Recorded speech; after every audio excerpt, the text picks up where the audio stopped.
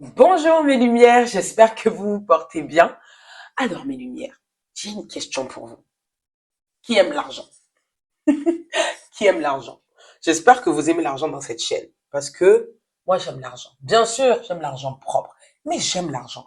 Pourquoi? Parce qu'une bonne lumière, une lumière qui veut aller loin, une lumière qui va accomplir des choses, une lumière qui a des grands objectifs, doit pouvoir aimer l'argent et chercher l'argent propre. Vrai ou faux? Mes lumières, bienvenue à l'instant by Sifatou, bienvenue à votre émission préférée, celle qui pousse les femmes à sortir de la médiocrité et à viser l'excellence afin d'être épanouies dans tous les domaines. Je suis Fatoumata Sibi, donc by Sifatou, auteur du livre Héritage, conférencière internationale et coach en développement personnel. Ma lumière, le thème d'aujourd'hui est mon mari et mon argent. Je précise, mon mari et mon argent. Cette vidéo, bien sûr, est adressée pas à toutes les femmes, à un certain type de femme. En général, une femme qui a ce genre de propos, c'est une femme qui a vécu dans un environnement où il y avait l'absence d'un homme, où il y avait beaucoup de problématiques liées à la jante masculine.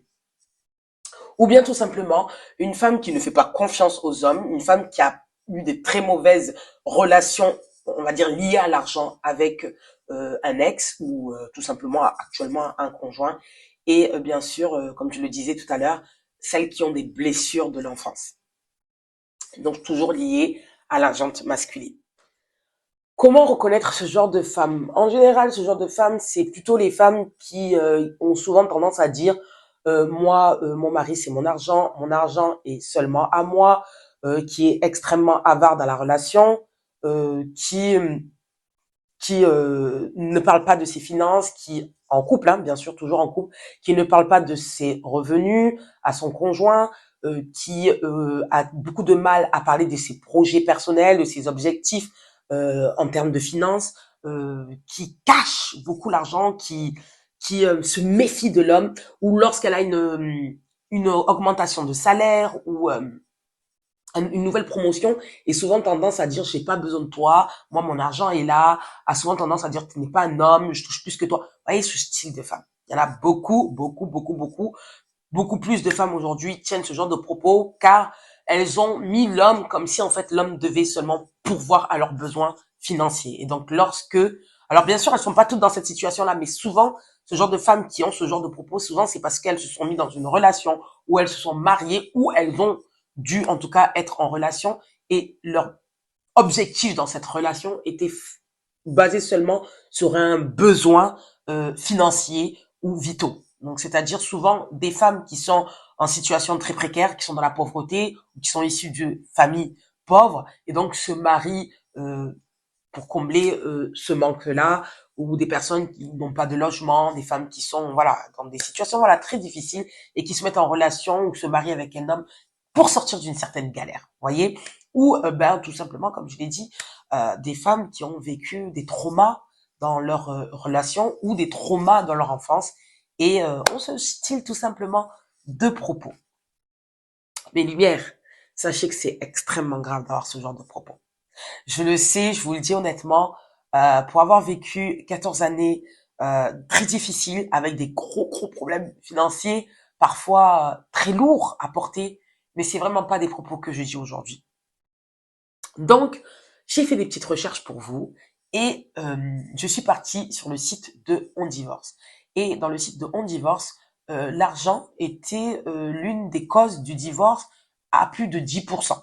C'est pas beaucoup, j'ai pas trouvé ça énorme, mais parce qu'en fait, ce n'est pas l'un des motifs qu'on dit souvent lorsqu'on divorce. C'est pas le motif qu'on dit souvent, c'est très rare, très peu en tout cas, que l'homme ou la femme va dire je quitte mon mari parce qu'il a perdu son emploi ou je quitte mon épouse parce que elle n'a pas d'argent. C'est très rare. Mais honnêtement, l'argent est une cause de divorce. Une femme aura beaucoup plus de mal à quitter une relation où le confort financier est là plutôt qu'une femme où le confort où il y a aucune stabilité financière, voire quasiment rien du tout. Très peu accepteront l'inacceptable. Vous voyez ce que je veux dire? J'aimerais, mes lumières, vous parler de l'argent. Il y a beaucoup de gens qui disent l'argent est shaitan. L'argent n'est pas shaitan. L'argent n'est pas mauvais. L'argent n'a pas de direction. En réalité, l'argent n'est ni mauvais ni bon. L'argent est neutre. En réalité, l'argent est juste un révélateur de personnalité. C'est-à-dire que si vous êtes une personne à la base qui est très restreint, qui fait très attention à son argent et qui a toujours peur de perdre un sou, vous voyez, qui est très proche de son argent, plus vous aurez de l'argent, plus vous serez comme ça. Et pareil dans l'autre sens, si vous êtes quelqu'un de très généreux, qui est dans le partage, bah, si vous avez plus d'argent, vous le serez plus. En réalité, l'argent montre vraiment la personnalité, le comportement d'une personne. Et lorsque vous avez ce genre de propos, peu importe que vous soyez en bon terme avec le père de vos enfants, votre époux, votre mari, votre copain, ben, si vous avez ce genre de propos, c'est que vous pensez comme ça. Et ça, ce sera quelque chose qui sera nuisible dans votre relation.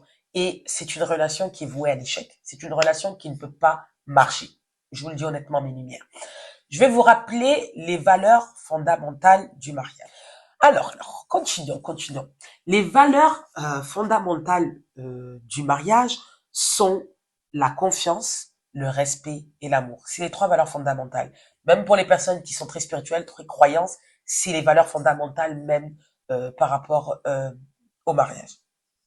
Donc, je vais quand même beaucoup plus m'accentuer sur la confiance. Mes lumières, partagez cette vidéo à toutes les personnes qui ont ce genre de propos, ou qui pensent comme ça, ou qui sont en train de détruire leur mariage. Vous êtes en train de détruire votre mariage, ou pour toutes les personnes qui ne sont pas forcément mariées, ou qui sont en préparation dans le mariage, lorsque vous avez un discours comme ça, lorsque vous pensez comme ça, sachez que votre mariage n'ira pas très loin. Même si vous restez 10 ans, ce sera un mariage médiocre. Je vous le dis honnêtement, médiocre. Parce que lorsqu'on se marie, on ne pense plus moi, on pense nous. Alors quand je dis nous, c'est pas que la femme, hein, c'est vraiment l'homme et la femme. On pense nous. Bien sûr, l'homme est le pourvoyeur de la famille. C'est lui qui gère en termes de finances. Donc, je l'entends, je comprends lorsqu'une femme dit que mon argent est que à moi. Mais là, je parle bien des femmes qui pensent que l'argent remplace un être humain. L'argent ne peut pas remplacer votre mari. L'argent ne peut pas remplacer votre famille. L'argent ne peut pas remplacer vos enfants. Même l'argent ne peut pas remplacer même vos amis. Ce n'est pas l'argent qui vous définit. Ce n'est pas ce que vous avez dans votre compte en banque qui définit la valeur que vous avez. Non. Ce qui génère la somme que vous avez dans votre compte, c'est vous. C'est votre personnalité, c'est vous. Si vous arrivez à avoir des millions d'euros dans votre compte, c'est pas les millions d'euros qui sont venus comme ça dans votre compte. Non. C'est le travail que vous avez fourni. C'est ce que vous êtes devenu afin que vous ayez des millions d'euros dans votre compte. Donc, mes lumières, vous ne pouvez pas vous mettre en relation ou penser de cette façon-là lorsque vous êtes en couple. Même pour vous, même pour votre famille. Lorsque vous rentrez dans un mariage ou lorsque vous pensez à vous mettre dans une relation, c'est pour concevoir un avenir plus prometteur, un avenir plus meilleur, une famille. Et lorsqu'on pense famille, on pense à développement de la famille, on pense à l'amour de la famille, on pense à sacrifice de la famille, on pense à épanouissement. Mais quand vous êtes dans le moi, mon argent est à moi, mon argent, c'est que pour mes intérêts, mes objectifs. En fait, quand vous êtes trop dans le moi, et que vous êtes dans les propos où cet homme ne me sert à rien, où il n'a pas, je n'ai pas à lui à mettre mon argent dans ce mariage, vous êtes en train de détruire cette relation. Quel type de comportement aura ce style d'homme lorsqu'il est marié avec ce genre de femme-là? Tout simplement, c'est incroyable à dire parce que c'est à travers vraiment déjà moi-même ma propre relation, même si je n'étais pas ce style de femme qui avait cette relation-là, mais je sais quel type de comportement j'ai adopté face au père de mes enfants. Et bien sûr, je reviens aussi à mes coachings. La majorité de ces hommes-là, parce que je coach aussi des hommes, deviennent très avares avec leurs femmes. C'est-à-dire que ils changent leur habitude. C'est-à-dire que si c'était des hommes qui confiaient leur carte bleue à leur femme, du jour au lendemain, ils arrêtent. Si c'était des hommes qui donnaient de l'argent fréquemment à leur femme, du jour au lendemain, ils arrêtent. Vous savez, il y a beaucoup de choses à dire dans ce sujet, mais je vais essayer de vous en dire à peu près l'essentiel. Vous savez, mes lumières, dans le mariage, c'est la femme en réalité qui mène le couple. Je vous le dis honnêtement. Les hommes n'aiment pas entendre ça, mais c'est réel. Lorsque vous rentrez dans un mariage, c'est l'homme qui a une vision, c'est l'homme qui a une direction. Et vous, mesdames, vous approuvez cette direction, vous approuvez ce mode de vie et vous faites en sorte que de mettre en place les cartes pour aller vers cette direction-là. Donc, lorsque vous avez ce genre de propos-là, vous êtes en opposition. parce que ça ne va pas avec le nous. Lorsqu'on pense moi, ça ne va pas avec le nous. Euh, mes lumières, je vais vraiment conseiller mes jeunes sœurs qui ne sont pas mariées. Tout simplement, mes lumières, pour celles qui ne sont pas mariées ou qui sont en préparation de mariage, il y a un travail de fond à faire. Lorsque vous pensez que votre argent remplace un être humain, donc en particulier votre mari, et que vous êtes dans le moi, vous êtes dans l'individualisme, vous êtes dans l'avardise, vous êtes une personne extrêmement égoïste, parce que quand on pense comme ça, c'est qu'on est dans l'égoïsme, on n'est pas dans le partage, on n'est pas dans le nous. Revoyez la question de pourquoi vous voulez vous marier ou pourquoi vous voulez vous mettre même en couple.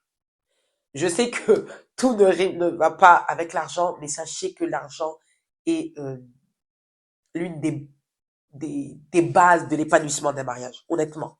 S'il n'y a pas d'argent ou si ça manque, c'est vraiment des zones de turbulence énormes que le couple rencontre. Et c'est vraiment la confiance et l'amour, bien sûr, et le respect qui va faire que le mariage va durer. Mais quand vous pensez comme ça va pas. Donc, vraiment, pour celles qui ont ce genre de propos-là, je vous conseillerais même carrément de retarder ou de vraiment prendre des heures de coaching ou tout simplement de ne pas vous marier. Ne vous mariez pas. Lorsque vous êtes dans cette fréquence-là, revoyez-vous, travaillez sur vous, cherchez à savoir pourquoi vous pensez comme ça, cherchez à savoir, peut-être que c'est cet homme-là qui vous rassure pas. Si ça vient tout simplement de vous, vous êtes une femme qui a ce genre de discours, travaillez sur vous-même. Honnêtement, c'est un grand conseil que je vous donne. Pour toutes celles qui sont mariées, par contre, là, il y a un gros souci. Je pense que vous êtes en train d'avoir des soucis énormes. Sachez qu'une femme mariée qui a ce genre de propos, qui a ce genre de pensée, même si elle ne le dit pas, mais qu'elle le pense, ça se ressent dans la relation. Ça se ressent. Vous savez, c'est très difficile de cacher les choses à son conjoint. Votre façon de penser, votre façon de comprendre la vie, très compliqué. Parce que c'est votre mari. Donc, lorsque vous avez ce genre de pensée, je pense que ou vous êtes avec un homme qui est devenu avare, voire très infidèle, et sachez que les conséquences avec ce genre de comportement, les conséquences que vous pouvez avoir dans votre relation, c'est si c'est un musulman, vous aurez une coépouse, pour ceux qui ont les moyens, qui là, vous aurez une coépouse, ou vous serez, si c'était une personne hors ou musulmane ou pas, vous serez quitté. À un moment, on vous quittera, ou on vous trompera, ça c'est certain. Certain. Parce que les hommes, faut savoir que les hommes, ils font une fixation sur leur paix intérieure. Et lorsqu'ils n'ont pas confiance à la partenaire, ça ne marche pas. Cette relation ne marche pas. Et pensez vraiment à vous, mes lumières. Pensez à vous. Le but, c'est que vous soyez épanouie. Le but, c'est que vous soyez heureuse. Lorsque vous avez ce genre de pensée-là et que vous êtes marié, ça doit être encore plus difficile. Ça doit être encore plus difficile la relation de couple. Ça doit être une relation extrêmement toxique parce que vous-même, vous êtes toxique. Alors, je ne rentre pas dans les spécificités ou parce que c'est l'homme qui a rendu la femme comme ça. Ça, ce sera la semaine prochaine. Mais pour celles, tout simplement, qui ont déjà, avec tout ce que j'ai dit, ce genre de pensée, méditez mes lumières. Prenez une séance de coaching. Contactez-moi. Vous n'êtes pas là pour faire souffrir les enfants des gens. Vous n'êtes pas là aussi pour souffrir. Chaque chose a une solution. Donc, vous pouvez me contacter à l'adresse email baïsifatou@gmail.com. Ne vous inquiétez pas, mes lumières. Vous savez, seuls les cons ne changent pas. Seules les personnes qui sont vouées à échouer toute leur vie ne cherchent pas à changer leur façon de faire. Vous n'êtes pas des mauvaises personnes. Vous avez tout simplement subi des choses dans votre vie qui vous ont malheureusement amené à être comme ça. Mais sachez que la vie est un choix. La souffrance est un choix, mes lumières. On peut avoir des grandes déceptions dans sa vie et avoir la meilleure vie juste après. Parfois, on peut avoir une très belle vie, mais à cause des actes qu'on a posés, à cause des événements qu'on peut avoir, c'est une vie de échec, échec, échec. Et c'est vraiment pas du tout ce que je vous souhaite, mes lumières. Donc vraiment, prenez une séance de coaching pour celles qui rencontrent ce genre de problème ou qui veulent se marier mais qui ont ce genre de pensée. Prenez une séance de coaching, mes lumières. C'est tout pour le moment, mes lumières. Je vous souhaite vraiment le meilleur pour vous. La vie est un choix, mes lumières. La souffrance est un choix. Méditez vraiment sur cette information, sur cette citation que j'aime dire. La souffrance est un choix. Prenez soin de vous.